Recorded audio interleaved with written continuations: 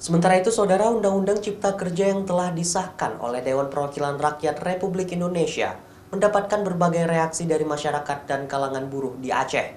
Untuk mencari solusi, Dinas Tenaga Kerja dan Mobilitas Penduduk Aceh akan mengkaji kembali Kanun Nomor 7 Tahun 2014 tentang Ketenagakerjaan. Karena Aceh mempunyai kekhususan seperti yang diatur dalam Undang-Undang Pemerintah Aceh. Beberapa hari setelah DPR RI mensahkan Undang-Undang Cipta Kerja, masyarakat, mahasiswa, serta buruh di Indonesia terus bereaksi menolak undang-undang tersebut.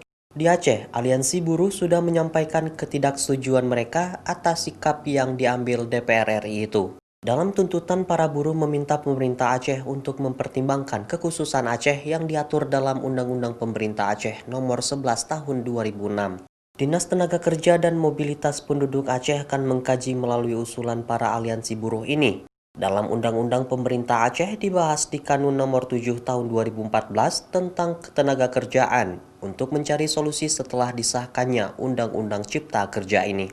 Pemerintah mengkaji kembali pasal-pasal mana yang sesuai dan yang bertentangan dengan Undang-Undang Omnibus Law agar tidak bertentangan dengan undang-undang di atasnya. Pemerintah Aceh sendiri berharap pemerintah pusat dapat mengadopsi Kanun Ketenagakerjaan Aceh tersebut. Ya, sebelumnya memang kita mengadopsi Kanun Nomor 7 2014 ya. Tapi dengan berlakunya Undang-Undang Omnibus Law ini nanti kita pelajari lagi mana yang masih sesuai, mana yang masih bertentangan. Tapi kita harapkan kemarin Undang-Undang Omnibus Law ini mengadopsi lah. Kalau kita kan ada kekhususannya Aceh kan, Undang-Undang Pemerintahan Aceh, harusnya Undang-Undang Omnibus Law ini mengadopsi itu. Tapi ternyata tidak diadopsi, jadi sama aja berlaku untuk seluruh Indonesia. Kita kaji lagi, kita perkuat UUPA lah, dan Kanun Nomor 7 itu, kita revisi lagi.